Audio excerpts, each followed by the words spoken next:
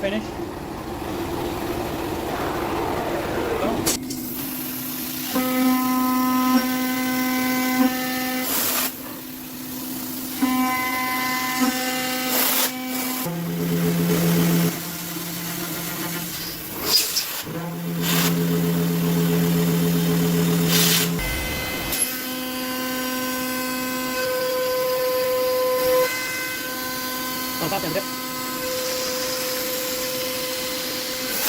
Nice, I think I've hit a good recipe for the speeds and feeds.